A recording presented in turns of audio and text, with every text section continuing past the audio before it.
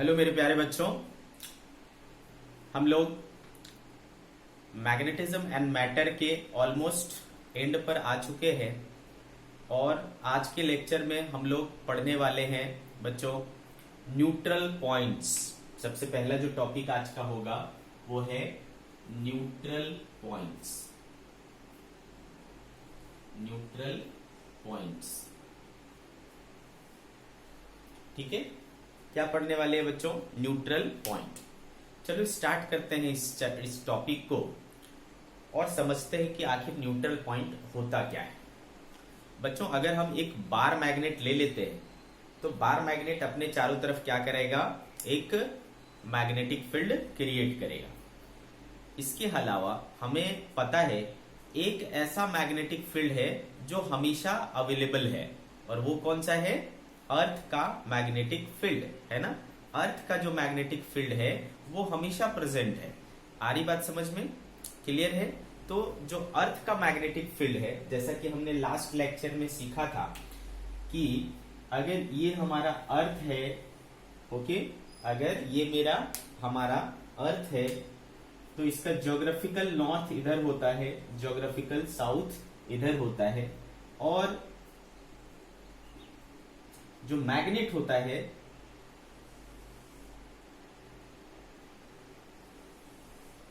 ठीक है, जो मैग्नेट होता है उसका साउथ पोल इधर होता है और नॉर्थ पोल इधर होता है। ऐसा हमने सीखा था, है ना बच्चों।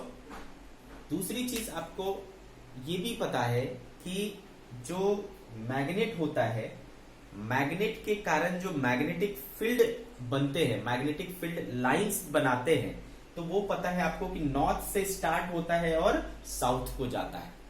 ठीक है बच्चों, नॉर्थ से स्टार्ट होकर के साउथ को जाता है। क्लियर है? तो अगर मैं इस बार मैग्नेट थोड़ा सा टिल्टेड है ना, पूरी तरीके से वर्टिकल नहीं है, थोड़ा सा टिल्टेड है, ठीक है। तो इस थोड़े से टिल्टेड को अगर मैं हटा करके सोचूं, है ना, थोड़ा सा ही टिल्टेड है, ज्यादा नहीं है ना, 11-15 डिग्री ऐसा, तो इसको कुछ मैं इस तरीके से लिख सकता हूं, साउथ और नॉर्थ लिख सकता हूं बच्चों। क्या लिख सकता हूं? इस तरीके से लिख सकता हूं, साउथ और नॉर्थ। आ रही बात समझ में? तो आपको पता है बच्चों कि जो मैग्नेटिक फील्ड लाइंस होते हैं वो नॉर्थ से स्टार्ट होता है और साउथ को जाता है। नॉर्थ से स्टार्ट होकर के साउथ को जाता है। आगे बात समझ में? तो इसके अराउंड जब मैं मैग्नेटिक फील्ड लाइंस ड्रॉ करूंगा तो वो कुछ इस तरीके से बनेगा।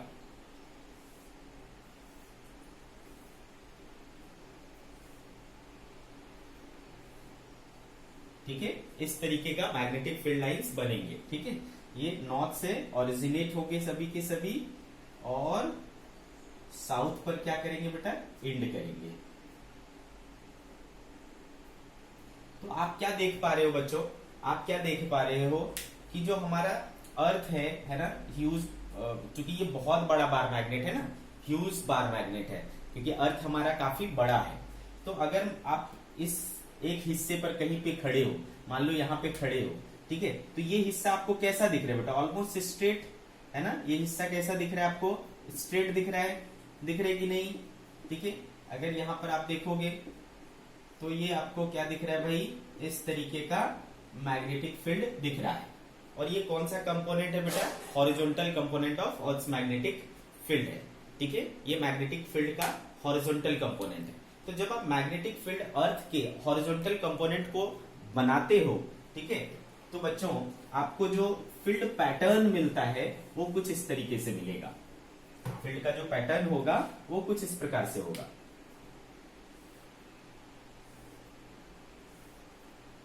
ठीक है, किसी एक पर्टिकुलर जगह पर बनाएंगे तो वहां पर यूनिफॉर्म हॉरिजॉन्टल मैग्नेटिक फील्ड अपने को मिलेगा। ठीक है, और किधर से किधर मिलेगा बेटा? इस तरीके से। आगे बात समझ में? ये अर्थ का हॉरिजॉन्टल मैग्नेटिक फील्ड है ना, जो आपको ज्योग्राफिकली साउथ से ज्योग्राफिकली नॉर्थ की तरफ होता है, ज्योग्राफिकली साउथ से ज्योग्राफिकली नॉर्थ की तरफ होता है। तो ये ऑलरेडी प्रेजेंट है ना। हम यहां पर है, चाहे कोई दूसरा मैग्नेट है या नहीं है, लेकिन ये वाला मैग्नेटिक फील्ड ऑलवेज प्रेजेंट है। आगे बात समझ में? क्लियर है? तो ये एक मैग्नेटिक फील्ड जो अर्थ के कारण है वो हमेशा हर जगह पर अवेलेबल है। ठीक है, ओके, बात आ गई समझ में अपने को? ठीक है। अब बच्चों अगर इस फील्ड में कोई दूसरा मैग्नेट आएगा, है ना, अब हमने एक बार मैग्नेट लिया, ठीक है, अब हमने क्या किया, एक बार मैग्नेट पकड़ा। सपोज यहां पर हमने एक बार मैग्नेट पकड़ा। ये क्या है बेटा, ज्योग्राफिकल नॉर्थ है, और ये क्या है बेटा, ज्योग्राफिकल साउथ है, ज्योग्राफिकल साउथ। ठीक है, और इधर दूसरे वर्ड शब्दों में कहें तो क्या है, मैग्नेटिक, मैग्नेटिक क्या है इधर, साउथ, और इधर मैग्नेटिक क्या है, नॉर्थ, मैग्नेटिक नॉर्थ। ठीक है, आ रही बात समझ में? Geographical north, magnetic south, geographical south, magnetic north, इस तरीके से है। अब मैंने एक बार मैग्नेट को कुछ इस तरीके से रख दिया कि मान लो इसका नॉर्थ ऊपर है और साउथ नीचे है। ठीक है, नॉर्थ ऊपर है और साउथ नीचे है, इस तरीके से। आ रही बात समझ में आपको? तो बेटा जब मैं ऐसा रखूंगा तो इसके कारण भी मैग्नेटिक फील्ड बनेगा। ये तो अर्थ के कारण था, अब ये इस जो मैग्नेट हमने पुट किया है ना, उस मैग्नेट की वजह से भी मैग्नेटिक फील्ड बनेगा। तो इसकी वजह से अगर मैग्नेटिक फील्ड हम देखें तो क्या होगा, नॉर्थ से निकलता है बेटा, तो नॉर्थ से ऐसा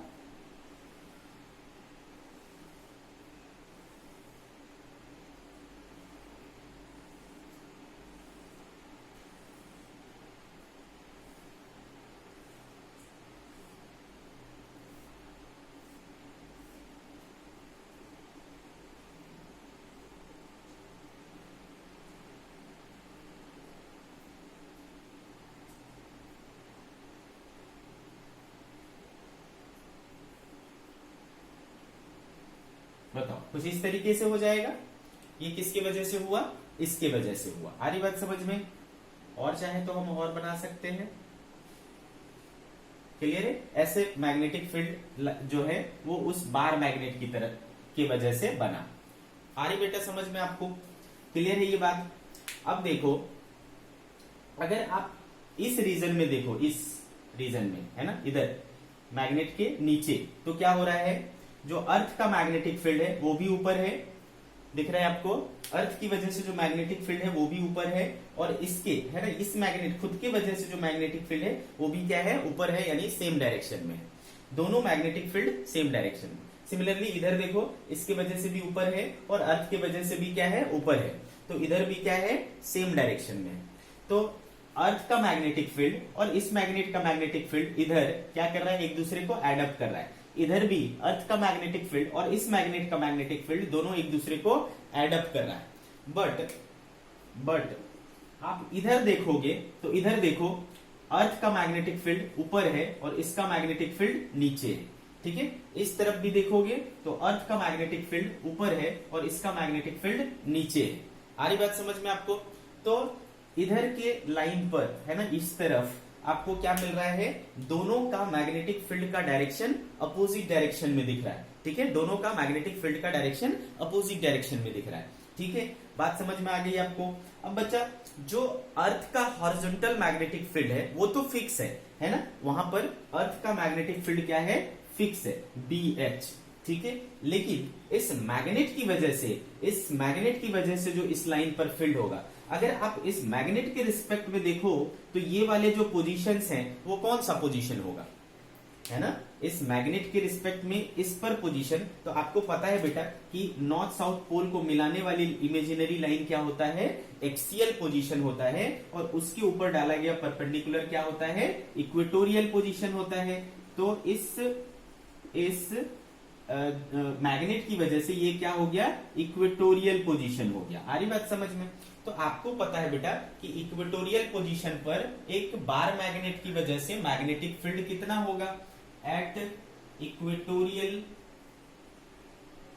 पोजीशन, एट इक्वेटोरियल पोजीशन, ठीक है बेटा, at equatorial position magnetic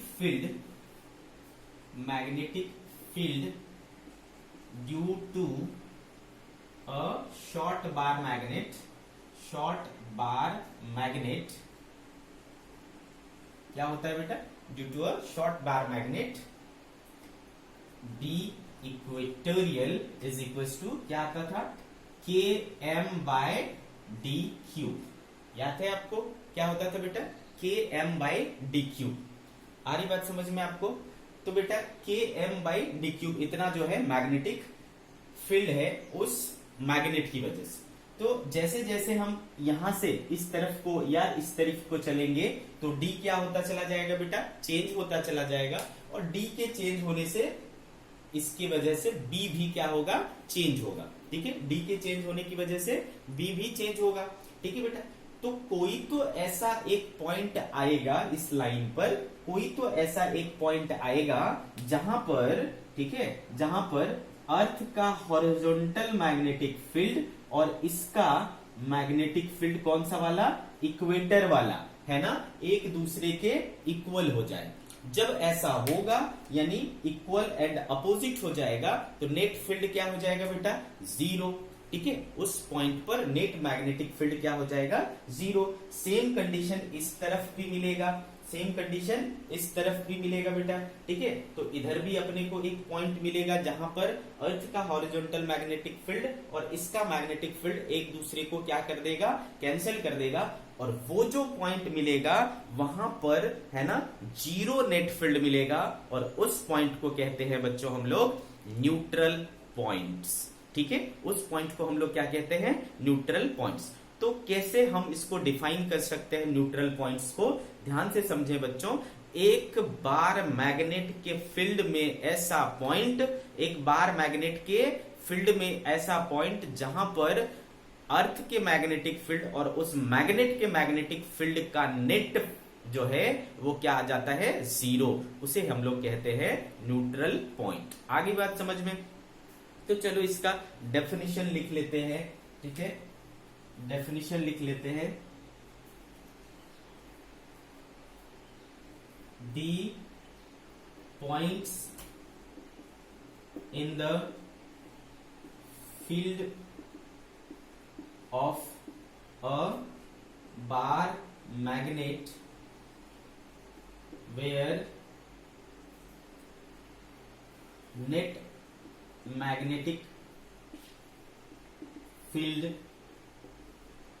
due to Earth's horizontal, ठीक है, due to Earth's horizontal magnetic field and magnetic field due to magnetic field due to the given bar magnet becomes zero is called neutral points, is called neutral points। तो ये हो गया आपका बच्चा statement. ठीक है, आगे बात समझ में? ये हो गया न्यूट्रल पॉइंट्स का definition. The points in the field of a bar magnet where net magnetic field due to earth's horizontal magnetic field and magnetic field due to the given bar magnet becomes zero is called neutral points. आगे कहानी समझ में आपको? ये कहलाता है बच्चों neutral points. ठीक है, आगे बढ़ते हैं।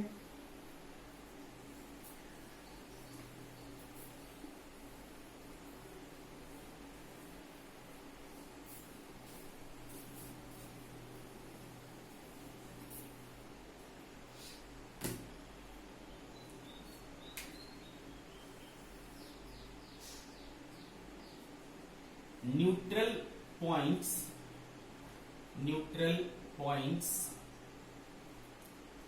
when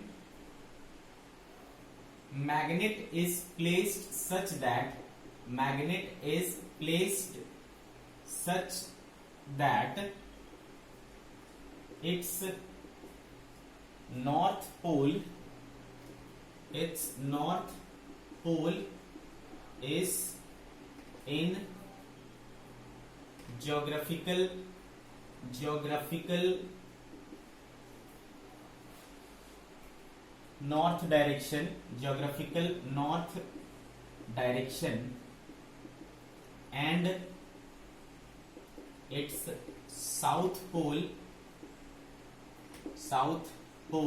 is in geographical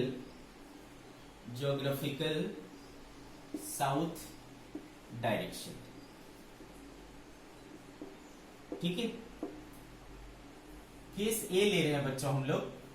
हमने मैग्नेट को ऐसे अरेंज किया है कि उस मैग्नेट का north pole geographical north direction में और south pole geographical south direction में आ रहा है। तो आपको मैग्नेट को कैसे प्लेस किया है ये गिवन रहेगा, बता दिया रहेगा कि हमने मैग्नेट को कैसे रखा है। तो हमने जब मैग्नेट को इस तरीके से रखा तो दिस इज द सिचुएशन। आप ये फोटो ड्रॉ कर लेंगे। ठीक है बच्चों, आपको ये फोटो क्या कर लेना है, ड्रॉ कर लेना है।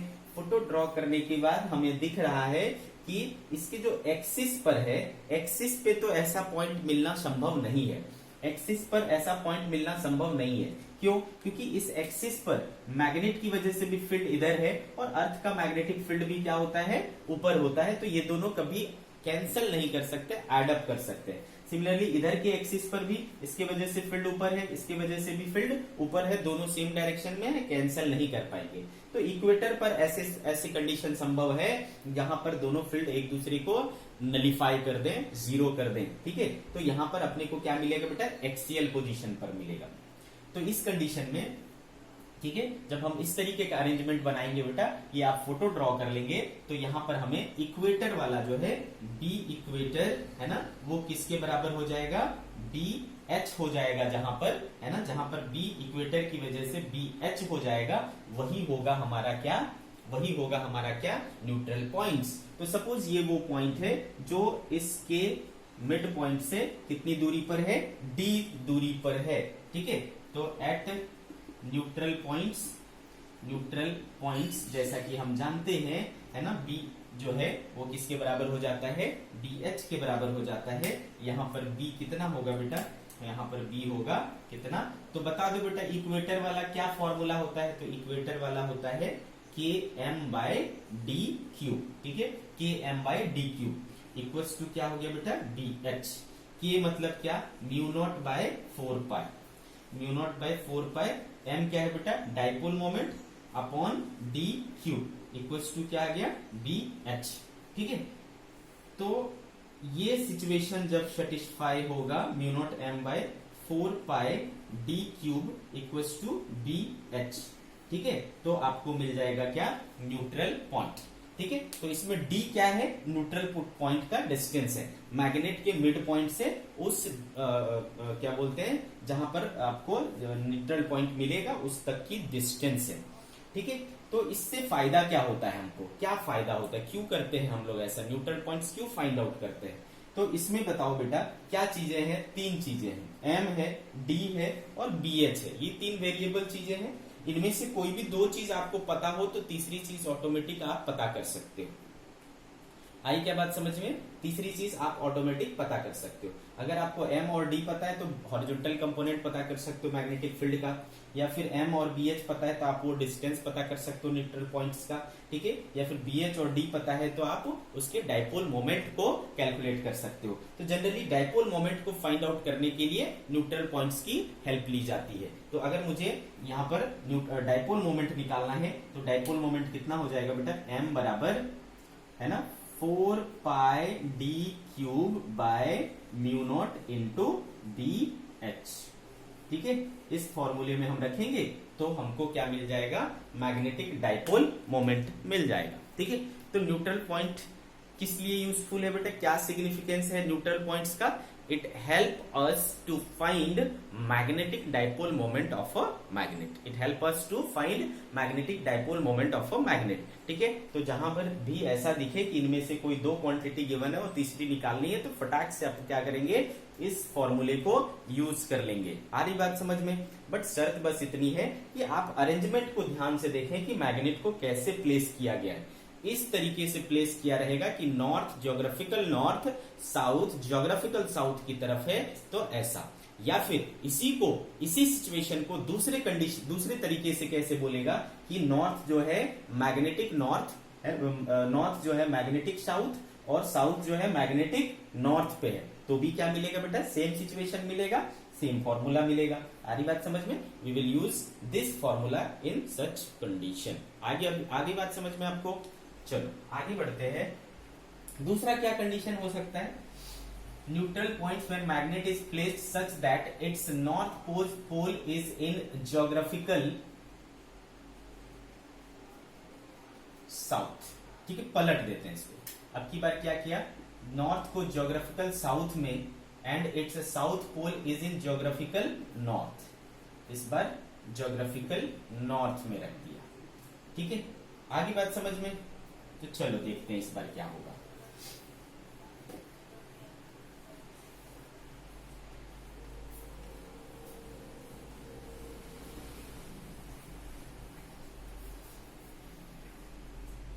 तो बच्चों जैसा कि आपको पता है, अर्थ के पैटर्न, अर्थ के जो फील्ड है उसके पैटर्न में तो कोई चेंज नहीं आएगा, है ना। अर्थ का जो पैटर्न है वो पहले जैसा था वैसे ही रहेगा। तो अर्थ का पैटर्न है भाई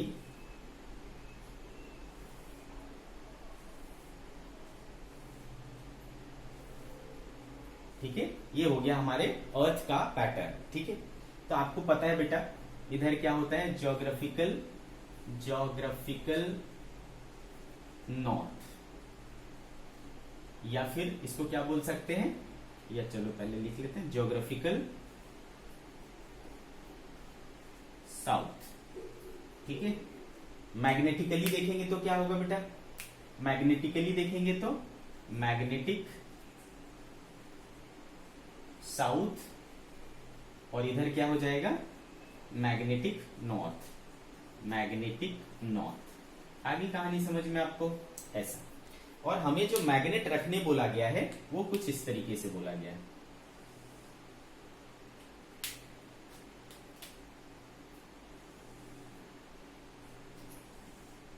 ठीक है, मैग्नेट को देखो कैसे प्लेस करने बोला गया है, is placed such that its north pole is in geographical south। तो ज्योग्राफिकल साउथ इधर है बेटा, तो यहां क्या ले लिया हमने, नॉर्थ पोल, और साउथ को कहां ले लिया है, ज्योग्राफिकल नॉर्थ में। इस बार हमने ऐसा अरेंजमेंट किया है। क्लियर है बच्चों? तो जब हम ऐसा अरेंजमेंट करेंगे, और जो अर्थ का हॉरिजॉन्टल मैग्नेटिक फील्ड है वो तो इस तरीके से ही रहना है। ठीक है, वो तो इस तरीके से ही रहना है।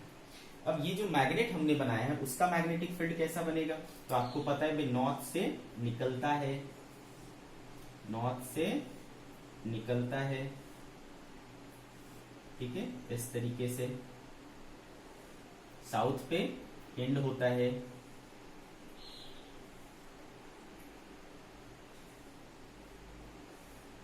ठीक है,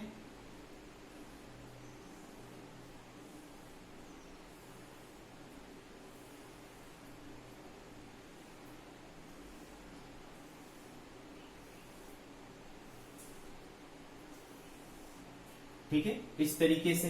तो नॉर्थ से निकलता है बेटा, निकाल लो, नॉर्थ से सारे क्या होंगे, ओरिजिनेट होंगे, और साउथ पर सारे एंड होंगे। तो इधर क्या हो रहा है, इस तरीके से। ठीक है बच्चों, अब अगर आप गौर से देखो तो दो जो आपके मेन है, ये हो गया equatorial, sorry axial, this is axial and this is equatorial. ठीक है, तो इक्वेटोरियल पर अगर गौर से देखो बेटा, इक्वेटर के किसी भी पॉइंट पर, है ना, किसी भी पॉइंट पर आप देखोगे तो अर्थ का जो हॉरिजॉन्टल मैग्नेटिक फील्ड है वो किधर है बेटा, इधर है। और देखो इसके वजह से जो भी फील्ड बन रहा है वो भी किधर है, ऊपर की तरफ है। सिमिलरली इस डायरेक्शन में भी आ जाओ तो इधर भी क्या है, अर्थ की वजह से भी ऊपर, और इसके वजह से भी देखो क्या है, ऊपर है। तो दोनों के जो फील्ड है, यानी मैग्नेट का फील्ड प्लस अर्थ का फील्ड, हॉरिजॉन्टल फील्ड, दोनों एक दूसरे को सपोर्ट कर रहे हैं, एडअप कर रहे हैं, तो कैंसिल नहीं कर सकते। तो इधर कोई भी संभावना नहीं है कि आपको न्यूट्रल पॉइंट्स मिले। तो आप आ जाओ किस पर, इस पर आ जाओ भाई, किस पर, एक्सियल पोजीशन पर। तो एक्सियल पोजीशन पर कहीं भी अगर देखते हैं हम लोग, सपोज इस पॉइंट को पकड़ता हूं, तो देखो इसके वजह से क्या है ना, अर्थ मैग्नेट की वजह से क्या है, नीचे की तरफ, और अर्थ का फील्ड किधर होता है, ऊपर की तरफ। तो देखो एक दूसरे के क्या हो गया, अपोजिट। सिमिलरली इधर के किसी भी एक्सियल पोजीशन पर आओ तो इसके वजह से किधर है, नीचे, और अर्थ की वजह से क्या है, ऊपर। तो देखो क्या मिल रहा है हमको, अपोजिट मिल रहा है। तो एक्सिस पर हर एक पॉइंट पर दोनों का जो फील्ड है वो क्या है, अपोजिट डायरेक्शन में है। आगे बात समझ में। तो कोई तो ऐसा पॉइंट होगा, कोई तो ऐसा फील्ड पॉइंट होगा जहां पर इस मैग्नेट की वजह से फील्ड है ना बराबर हो जाएगा अर्थ के फील्ड के बराबर, अर्थ के हॉरिजॉन्टल फील्ड के बराबर। तो जहां भी ऐसा होगा तो चूंकि दोनों मैग्नीट्यूड में बराबर हो गए, डायरेक्शन में ऑलरेडी बराबर अपोजिट थे, तो इक्वल एंड अपोजिट कैंसिल कर देंगे और नेट फील्ड हमें क्या देंगे, 0। और उस पॉइंट को हम लोग क्या बोलेंगे बच्चों, उस पॉइंट को हम लोग बोलेंगे न्यूट्रल पॉइंट। ठीक है, तो मान लो वो पॉइंट ये है जो यहां से कितनी दूरी पर है, d दूरी पर है। वैसा ही एक पॉइंट नीचे भी मिलेगा, 2 पॉइंट्स मिलेंगे। आगे कहानी आपको समझ में। तो चलो हमने ऐसा कर लिया। तो आपको पता है बेटा एट न्यूट्रल पॉइंट B बराबर क्या हो जाता है बेटा, BH हो जाता है। यहां पर B कौन सा, एक्सिस वाला है, इक्वल्स टू BH हो जाएगा। कोई मुझे बताए कि एक्सिस पर मैग्नेटिक फील्ड क्या होता है एक बार मैग्नेट की वजह से। तो हमको पता है भाई 2km/d³ होता है, इक्वल्स टू BH। ठीक है, तो 2k कितना होता है बेटा, μ0/4πd³m इक्वल्स टू BH। ठीक है, अगेन आप सेम चीज कर सकते हो बेटा, यहां से भी है ना, आप डायपोल मोमेंट फाइंड कर सकते हो। आप डायपोल मोमेंट फाइंड कर सकते हो। उसके लिए क्या चाहिए आपको, horizontal component of earth magnetic field चाहिए और आपको न्यूट्रल पॉइंट का डिस्टेंस चाहिए। या फिर अगर आपको डायपोल मोमेंट और ये दे दिया है तो आप न्यूट्रल पॉइंट्स के डिस्टेंस फाइंड कर सकते हो। ठीक है, तो न्यूट्रल पॉइंट का कंडीशन इस बात पर डिपेंड करता है कि हमने मैग्नेट को कैसे प्लेस किया है। तो आप पहले उसके प्लेसमेंट को सही से ऑब्जर्व करो, फिर देखो कि मैग्नेट का कौन सा फील्ड वहां पर आएगा, एक्सियल वाला आएगा या इक्वेटोरियल वाला आएगा। एक्सियल वाला आएगा तो एक्सियल को BH से बराबर कर दोगे, इक्वेटोरियल वाला आएगा तो इक्वेटोरियल को BH से बराबर कर दोगे, और फिर आपको जो रिलेशन मिलेगा उसमें 3 वेरिएबल्स आएंगे, डायपोल मोमेंट है ना, ये और ये। ठीक है, तो इसका जनरली अपन यूज करते हैं बच्चों क्या करने के लिए, है ना, इसका जनरली अपन यूज करते हैं डायपोल मोमेंट कैलकुलेट करने के लिए, पोल स्ट्रेंथ कैलकुलेट करने के लिए, इस तरह की चीजें कैलकुलेट करने के लिए अपन न्यूट्रल पॉइंट्स का यूज करते हैं। तो दोनों ही कंडीशन में आपने न्यूट्रल पॉइंट्स निकालना सीख लिया। ये थ्योरी पॉइंट ऑफ व्यू से भी इंपॉर्टेंट है, कॉम्पिटिटिव पॉइंट ऑफ व्यू से भी इंपॉर्टेंट है। न्यूट्रल पॉइंट्स अक्सर पूछा जाता है और इसके ऊपर न्यूमेरिकल्स भी आते हैं। तो इसका कंसेप्ट आप अच्छे से समझ लें और कुछ भी दिक्कत हो तो तुरंत बताएं। ठीक है बच्चों,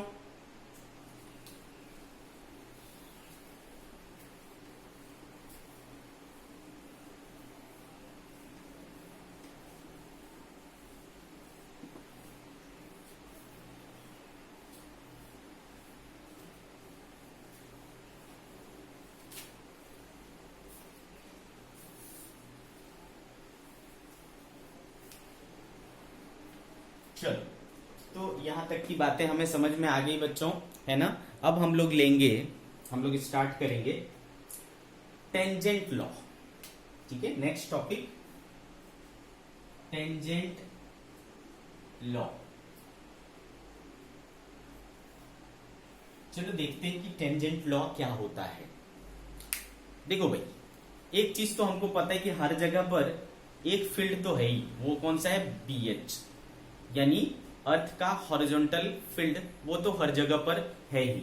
आ रही बात समझ में। और उसका डायरेक्शन कैसा है बेटा, इस तरीके से है, BH का डायरेक्शन है ना, इस तरीके का। ये तो हर जगह पर है, अर्थ पर कहीं भी जाए ये वाला फील्ड है। आगे बात समझ में। ओके, अब अगर मान लो कोई एक और फील्ड आ जाए, ठीक है, जो कि इसके परपेंडिकुलर हो, और वो फील्ड अननोन है, B। ठीक है बेटा, ध्यान से समझना। एक फील्ड ऑलरेडी है जो अर्थ का हॉरिजॉन्टल फील्ड है, उसको हम हटा नहीं सकते, तो वो ऑलरेडी है। और दूसरा फील्ड एक कोई और है जो अननोन है और इसके वो परपेंडिकुलर है, यानी दोनों फील्ड आपस में म्यूचुअली परपेंडिकुलर है। आगे बात समझ में।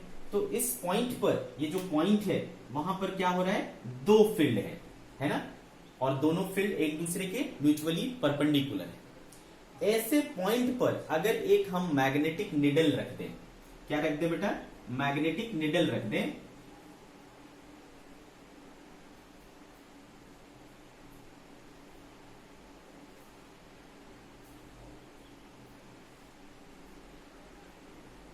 ठीक है, इस तरीके का अगर हम एक मैग्नेटिक निडल रख दें तो वो क्या करेगा बेटा, एक डायरेक्शन में आकर के सेटल हो जाएगा।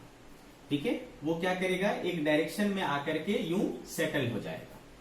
ध्यान से देखना क्यों ऐसा होगा, क्यों ऐसा होगा उस चीज को आप समझो। मान लो ये नॉर्थ है और ये क्या है बेटा, साउथ है। ठीक है, ये पोल इसका मैग्नेटिक निडल का ये नॉर्थ पोल है और ये साउथ पोल है। ध्यान से समझना बात को। तो क्या होगा, यहां पर एक मैग्नेटिक डायपोल मोमेंट बनेगा। ऑब्वियसली आपको पता है किधर से किधर बनेगा, तो भाई साउथ से नॉर्थ की तरफ एक मैग्नेटिक डायपोल मोमेंट बनेगा। मान लो डायपोल मोमेंट का डायरेक्शन क्या है, एम है। अच्छा, ये कहां पर स्थिर होगा, जहां पर ये इक्विलिब्रियम अटेन कर लेगा वहीं पर स्टेबल होगा। ठीक है, तो ये मान लो कि यहां पर आकर के इक्विलिब्रियम अटेन कर चुका है और ये एंगल बना चुका है थीटा। कितना एंगल बना चुका है, थीटा एंगल बना चुका है किसके साथ, बीएच के साथ। ठीक है, तो अब मुझे ये बात बताओ बेटा, क्या ये मैग्नेट है जिसका डायपोल मोमेंट m है और वो एक मैग्नेटिक फील्ड में है? नहीं, बल्कि दो मैग्नेटिक फील्ड में है, BH और B। तो हम one at a time consider करते हैं। चलो पहले इसको कंसीडर करते हैं। तो एक मैग्नेट एक मैग्नेटिक फील्ड में होगा तो हमने पढ़ा है कि उस पर टॉर्क लगता है। ठीक है, पढ़ा है हमने। तो कितना टॉर्क लगता है भाई, तो m क्रॉस b लगता है। आ रही बात समझ में, m क्रॉस b। तो बताओ अभी m और इस वाले b के बीच में एंगल कितना है बेटा, थीटा है। तो चूंकि हम लोग जानते हैं, since we know that tau equals to क्या होता है, m क्रॉस b होता है ना, m क्रॉस b। तो क्या हो जाएगा बेटा, m b का कौन सा लेना पड़ेगा, h। तो m d h sine theta, ऐसा हो जाएगा। क्या हो जाएगा बेटा, m d h sine theta, tau equal to, ऐसा आ गया। अब बताओ इसका डायरेक्शन क्या होगा, तो भाई क्रॉस प्रोडक्ट का जो डायरेक्शन होगा, तो m क्रॉस b इस डायरेक्शन में इसका डायरेक्शन आएगा, यानी आउटवर्ड डायरेक्शन आ रहा है, तो भाई डॉट डायरेक्शन आ रहा है। ठीक है, तो टाउ मिल गया m b h sine theta. अच्छा, अब ये जो दूसरा फील्ड है, दूसरा फील्ड वो इसके साथ कितना एंगल बनाएगा, तो ऑब्वियसली ये 90 माइनस थीटा बनाएगा, है ना बेटा। कितना बनाएगा, 90 माइनस थीटा। तो इसके वजह से भी इस पर टॉर्क लगेगा। इसके वजह से कितना टॉर्क लगेगा बेटा, इसको टाउ 1 बोल दिया, टाउ 2 ऑल्सो, टाउ 2 कितना हो जाएगा बेटा, m b, इस बार हो जाएगा m क्रॉस b, है ना बेटा। तो m b साइन, इस बार उनके बीच में एंगल कितना है, 90 माइनस थीटा। तो हो गया ये m b कॉस थीटा। इसका डायरेक्शन मुझे बताओ, तो m क्रॉस b, तो m क्रॉस b इस बार देखो कहां जा रहा है, अंदर। इस बार कहां जा रहा है, अंदर। ठीक है, तो टाउ 2। तो ये दोनों आपको क्या दिख रहे हैं बेटा, अपोजिट डायरेक्शन में दिख रहा है। एक आउटवर्ड है तो दूसरा क्या है, इनवर्ड है। ठीक है, तो एक दूसरे के अपोजिट है। जिस जगह पर जाकर के, जिस एंगल पर जाकर के दोनों इक्विलिब्रियम पर होंगे, इनको और इनको क्या होना पड़ेगा, इक्वल होना पड़ेगा। एट इक्विलिब्रियम टाउ 1 बराबर क्या होना पड़ेगा, टाउ 2। तो टाउ 1 है m b h sine theta, tau 2 है m b cos थीटा। कुछ कटा, यस कटा, m और m कैंसिल हो गया। देयरफॉर b बराबर क्या बचा बेटा, b h sine theta by cos theta is equal to b h tan theta. ठीक है, तो देयरफॉर b इक्वल्स टू आ गया क्या, b h tan थीटा। ठीक है, तो देखो क्या समझ में आया बेटा, कि इस सिचुएशन में जो आपका अननोन फील्ड है वो टेंजेंट ऑफ क्या है, tan थीटा ऑफ क्या है, horizontal component of earth's magnetic field, है ना। टेंजेंट ऑफ, tan का पूरा नाम क्या होता है बेटा, टेंजेंट। तो tangent of earth horizontal magnetic field है। ठीक है, इसी को अपन कहते हैं बेटा tangent law. This is called tangent law, understood, this is called tangent law. अच्छे से समझ में आया बच्चों। ठीक है, तो व्हाट इज टेंजेंट लॉ, कि if there are two mutually perpendicular field, one is earth horizontal field and another is some unknown magnetic field, in this situation if a third magnet is placed free to rotate, है ना, अगर third magnet को freely suspend करें तो it will, है ना, it will come in equilibrium at an angle theta with the horizontal magnetic field, then the unknown magnetic field is tan theta times horizontal magnetic field. This is called tangent law. आ रही बात समझ में? तो इसका statement हो जाएगा, if two mutually perpendicular fields BH and B, sorry,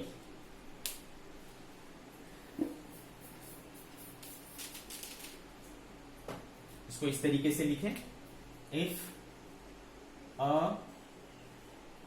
a magnetic needle,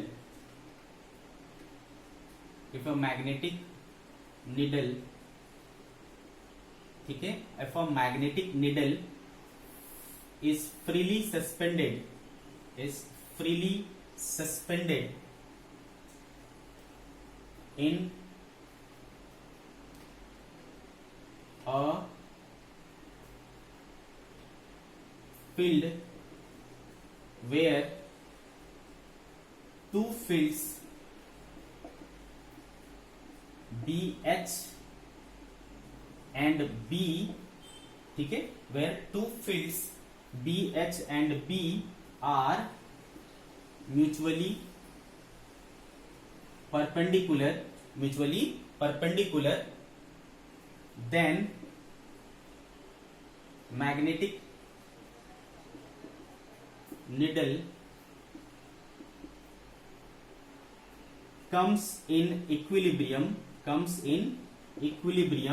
making angle theta with BH, then unknown field is tan theta times BH, ठीक है, that is B equals to BH tan theta, तो ये हो गया आपका बेटा इसका definition, ठीक है, ये आपका डेफिनेशन हो गया किसका, टेंजेंट लॉ का। ये डायग्राम बनाएंगे, ठीक है, ये डायग्राम बनाएंगे और इस पूरे चीज को प्रूफ करके, है ना, ऐसा लिख लेंगे, ये इसका आपका प्रूफ हो गया, B equals to BH tan theta. आ रही बात समझ में आपको, B equals to BH tan theta, this is tangent law, बहुत यूजफुल होता है ना, वेरी यूजफुल लॉ है टेंजेंट लॉ। इसके ऊपर कई सारे इंस्ट्रूमेंट काम करते हैं जो कि आगे हम लोग देखेंगे, ठीक है। तो टेंजेंट लॉ आपको अच्छे से समझ में आया होगा, B इक्वल्स टू क्या होता है, BH tan थीटा होता है। आप आसानी से इस अननोन फील्ड को निकाल सकते हो अगर आपको हॉरिजॉन्टल मैग्नेटिक फील्ड और ये दिया हुआ है तो, ठीक है। तो चलो आगे बढ़ते हैं।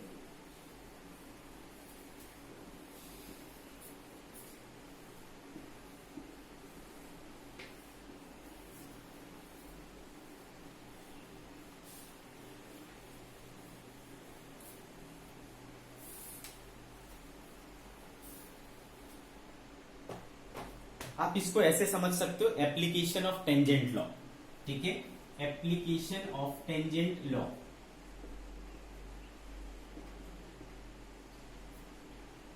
कई सारे इंस्ट्रूमेंट हैं जो टेंजेंट लॉ के ऊपर काम करते हैं, कई सारे इंस्ट्रूमेंट हैं जो पेंजेंट लॉ पर काम करते हैं। पहला है बच्चों टेंजेंट गैल्वेनोमीटर। क्या बच्चों? Tangent galvanometer. टेंजेंट गैल्वेनोमीटर एक गैल्वेनोमीटर है ना। गैल्वेनोमीटर का काम क्या होता है? वही जो हमने पहले पढ़ रखा है। गैल्वेनोमीटर क्या करेगा भाई? करंट को मेजर करेगा, है ना, करंट के मैग्नीट्यूड को मेजर करेगा, डायरेक्शन को मेजर करेगा, वगैरह वगैरह, ठीक है। बट ये किस पर काम करेगा? प्रिंसिपल इसका क्या होगा भाई? तो टेंजेंट लॉ, ठीक है। तो भाई टेंजेंट गैल्वेनोमीटर है ना, ध्यान से समझिए। टेंजेंट गैल्वेनोमीटर, तो it is a device by which we can measure magnitude and direction of current. ठीक है बच्चों, magnitude and direction of current पता कर सकते हैं टेंजेंट गैल्वेनोमीटर से। वर्किंग प्रिंसिपल क्या होता है इसका? प्रिंसिपल तो भाई टेंजेंट लॉ पर काम करता है ना? किस पर काम करता है? टेंजेंट लॉ पर। It works on the principle of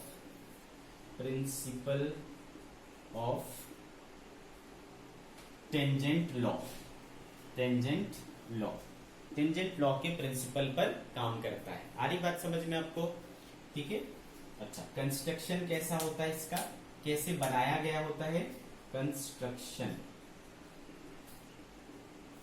ठीक है, इसमें क्या करते हैं हम लोग? एक वर्टिकल सर्कुलर फ्रेम लेते हैं। ठीक है, वर्टिकल सर्कुलर फ्रेम लेते हैं इस टाइप का। ओके, वर्टिकल सर्कुलर फ्रेम लेते हैं और वो फ्रेम होना चाहिए नॉन मैग्नेटिक मटेरियल का। नॉन मैग्नेटिक मटेरियल, कुछ भी ले सकते हो, नॉन मैग्नेटिक मटेरियल। ठीक है, एक नॉन मैग्नेटिक मटेरियल का एक सर्कुलर फ्रेम लेते हैं, वर्टिकल सर्कुलर फ्रेम। ठीक है, तो it consist of a vertical circular frame made up of some non-magnetic material। ठीक है, आगे बात समझ में क्लियर है आपको? इसके ऊपर हम लोग क्या करते हैं बच्चों? इसके ऊपर हम लोग क्या करते हैं?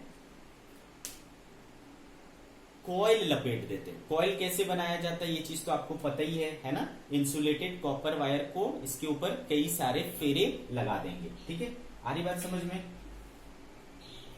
On this frame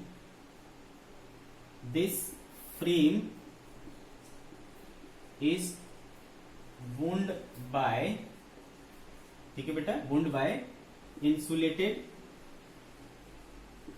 insulated copper wire of n turns।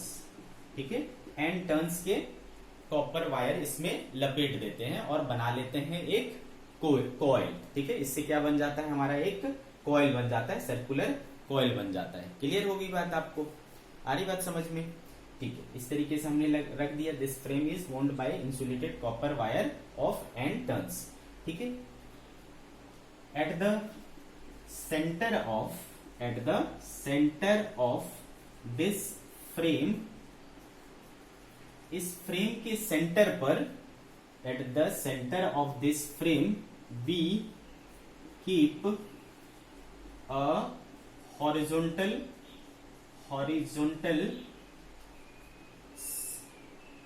magnetic compass। इसके बीच में एक कंपास रख दिया जाता है। ठीक है, हॉरिजॉन्टल मैग्नेटिक कंपास। तो ये हो गया आपका कंस्ट्रक्शन। ठीक है, क्या क्या हो गया भाई? एक हमने ऐसा फ्रेम लिया। ठीक है, इस तरीके का एक फ्रेम लेंगे। ओके, और इस फ्रेम में, आ रही बात समझ में? इस फ्रेम में हम क्या करेंगे? ये फ्रेम किस चीज का होना चाहिए? नॉन मैग्नेटिक मटेरियल का। और उसके ऊपर हमने क्या किया? टर्न्स चढ़ा दिए और ये इसको इस तरीके से रखेंगे तो वर्टिकल सर्कल हो गया। अब इसका जो सेंटर है वहां पर, है ना, उसके सेंटर पर अपन क्या करते हैं? एक ऐसा, है ना, इस तरीके से रख देंगे क्या? Magnetic compass. ओके बच्चों, यहां पर क्या रख देंगे? Magnetic compass. ठीक है, तो ये कैसा दिखेगा अपने को? ये कैसा दिखेगा समझो।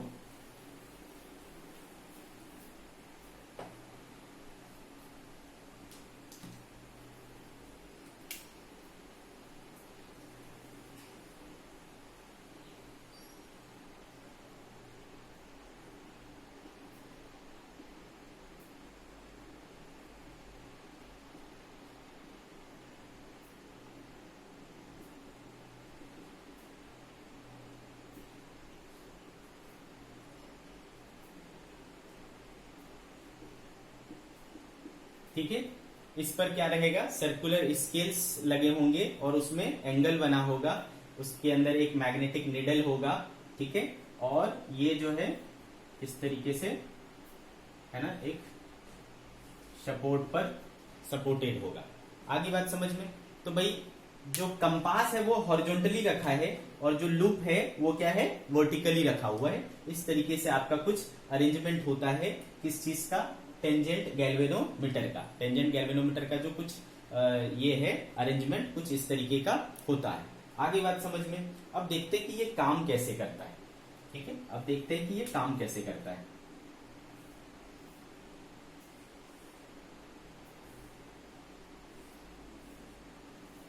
ठीक है, इधर आपको ये रहेंगे, क्या बोलते हैं, पिलर्स रहेंगे जिसके ऊपर आप इसको रख सकते हो, ठीक है। स्क्रूज वगैरह हो सकते हैं जिससे आप इसको लेवल कर सकते हो, हॉरिजॉन्टल, परफेक्टली हॉरिजॉन्टल कर सकते हो इसके कंपास को, है ना। और फिर इस पर, इसमें जब आप फेरे लपेटोगे, वायर को लपेटोगे तो एक दो एंड मिलेंगे। तो एक एंड मान लो इधर आया और दूसरा एंड मान लो इधर आया, ठीक है, ठीक है, इस तरीके से ऐसा। तो ये स्क्रू 1 हो गया सपोज और ये स्क्रू 2 हो गया सपोज, ठीक है, स्क्रू 1 एंड 2। तो बच्चा जब अपन क्या करते हैं, इससे रीडिंग कैसे लेते हैं, अब ये समझना है काम कैसे करता है, ठीक है, काम कैसे करता है।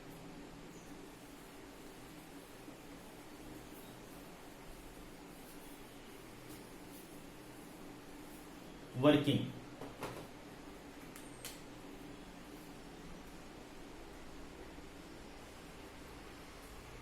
ठीक है बच्चों। अगर हम इसका वर्किंग देखें तो क्या समझ में आता है।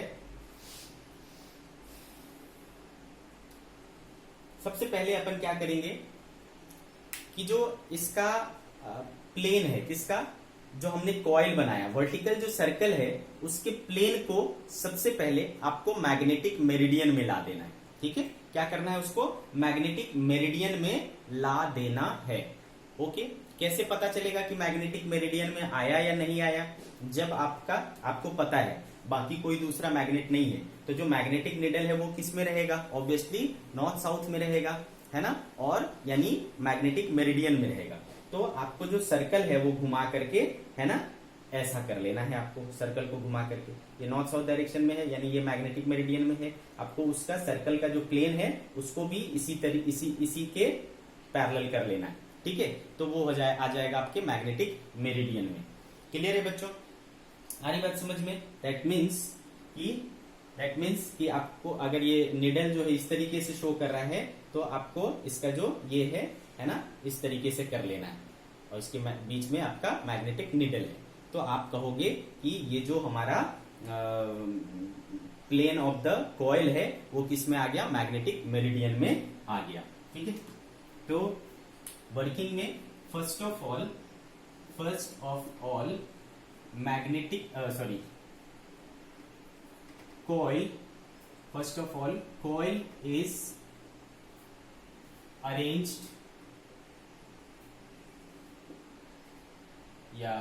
first of all the plane of the coil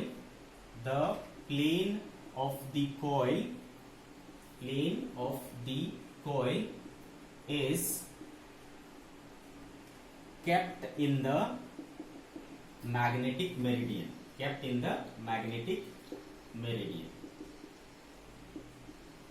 तो बिफोर टेकिंग रीडिंग, है ना, रीडिंग लेने से पहले आपको उसके प्लेन को क्या बनाना पड़ेगा, मैग्नेटिक मेरिडियन के पैरेलल बनाना पड़ेगा, यानी मैग्नेटिक मेरिडियन में लाना पड़ेगा। फिर आपको जहां भी करंट मेजर करना है उसको इससे कनेक्ट कर दो। तो जैसे ही कनेक्ट करोगे बेटा तो इसमें करंट फ्लो होने लगेगा। जब करंट फ्लो होने लगेगा कॉइल में, तो हमें पता है बेटा कि एक सर्कुलर करंट कैरिंग कॉइल क्या करता है, मैग्नेटिक फील्ड बनाता है कि नहीं। तो हमने इसको रखा है कुछ इस तरीके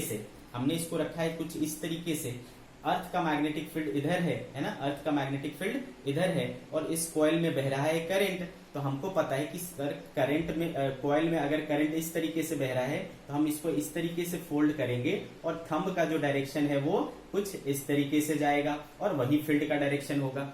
तो एक फील्ड ऑलरेडी था, अर्थ की वजह से हॉरिजॉन्टल मैग्नेटिक फील्ड इस डायरेक्शन में, ठीक है, और दूसरी फील्ड जनरेट हो गई due to current carrying coil, और उस करंट कैरिंग कॉइल का फील्ड इधर आया, ठीक है, करंट कैरिंग फील्ड का कॉइल इधर आया और अर्थ का फील्ड किधर था, इधर। तो दो म्यूचुअली परपेंडिकुलर फील्ड हो गए। आ रही बात समझ में? दो म्यूचुअली परपेंडिकुलर फील्ड हो गए, और वहां पर रखा हुआ है मैग्नेटिक कंपास। मैग्नेटिक कंपास यानी वहां पर मैग्नेटिक नीडल आ गया, ठीक है, तीसरा मैग्नेट हो गया। तो हमने सीखा था अभी अभी कि जब दो, है ना, म्यूचुअली परपेंडिकुलर मैग्नेटिक फील्ड होता है, ठीक है, जब दो म्यूचुअली परपेंडिकुलर मैग्नेटिक फील्ड होता है तो जो फ्रीली सस्पेंड होने को वाला मैग्नेट है वो अपने आप को इक्विलिब्रियम कंडीशन में ले आता है, और उस कंडीशन में B बराबर क्या हो जाता है, BH tan थीटा हो जाता है। टेंजेंट लॉ अप्लाई कर लेंगे। तो first of all the plane of the coil is kept in the magnetic meridian, and then current is passed through the coil, due to which a magnetic field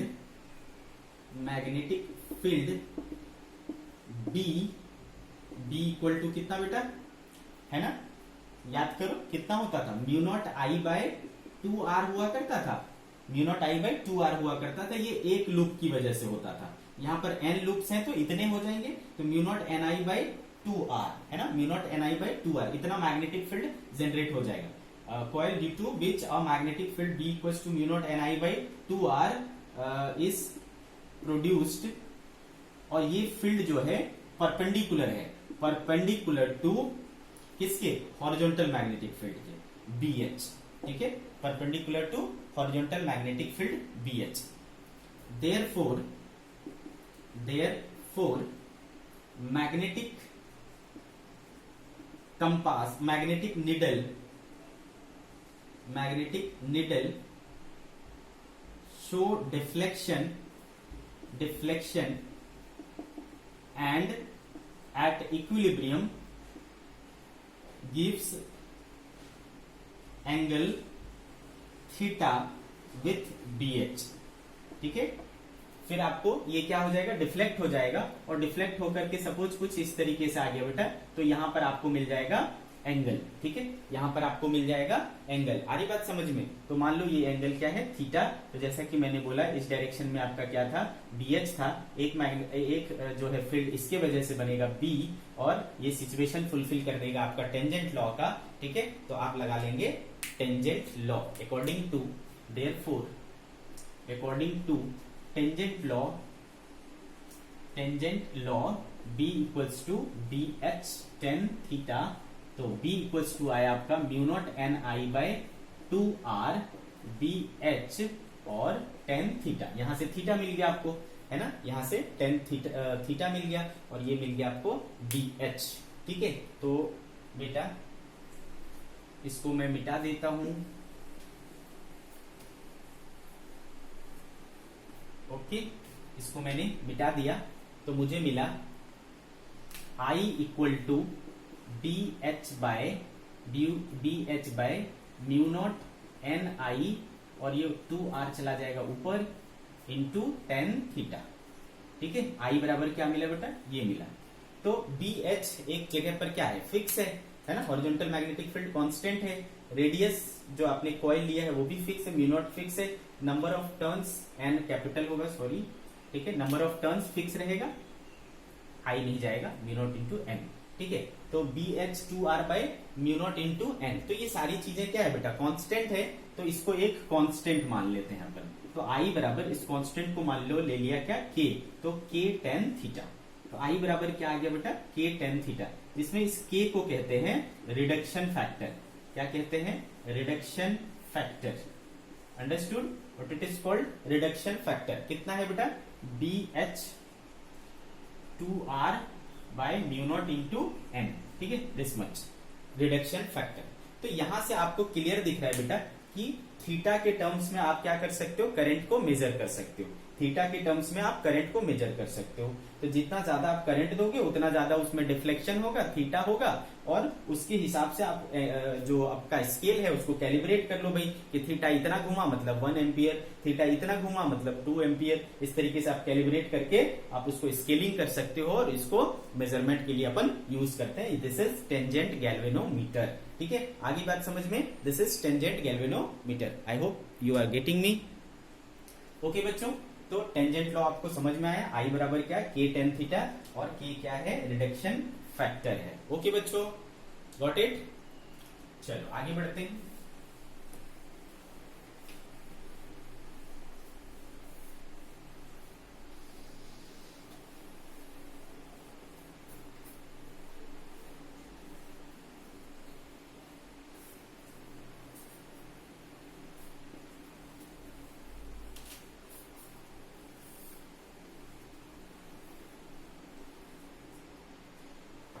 okay बच्चों, तो tangent galvanometer आप समझ गए। ठीक है, tangent galvanometer से आप क्या कर सकते हो, करंट मेजर कर सकते हो, उसके मैग्नीट्यूड और डायरेक्शन वगैरह को मेजर कर सकते हो।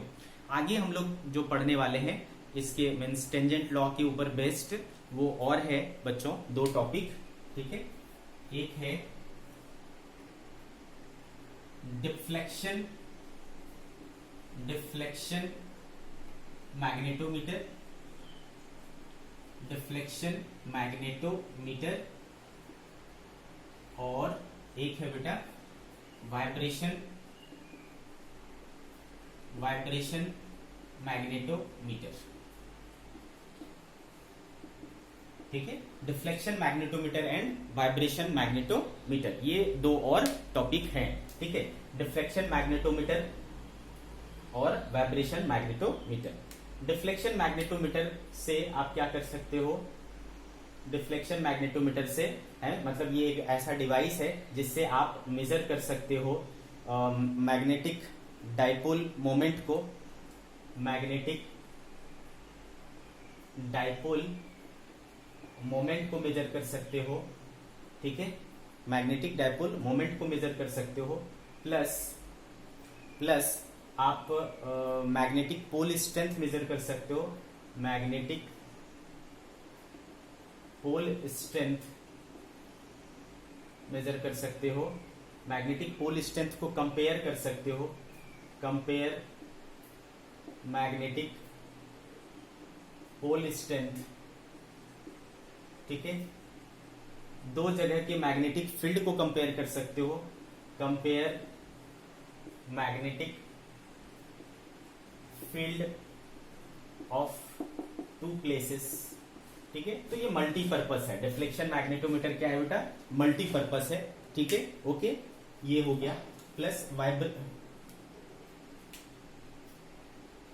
वाइब्रेशन मैग्नेटोमीटर, वाइब्रेशन मैग्नेटोमीटर, इससे भी आप क्या कर सकते हो बेटा, इससे भी आप कई सारी चीजें कर सकते हैं। ठीक है, इसको भी हम लोग मल्टीपल पर्पस यूज कर सकते हैं। तो ये थोड़े बड़े बड़े टॉपिक है जो आज के लेक्चर में कर पाना संभव नहीं है, तो हम लोग इसको नेक्स्ट लेक्चर में लेंगे, फिर डिटेल में इसको पढ़ेंगे। अभी आपको इसको लिखने की जरूरत नहीं है।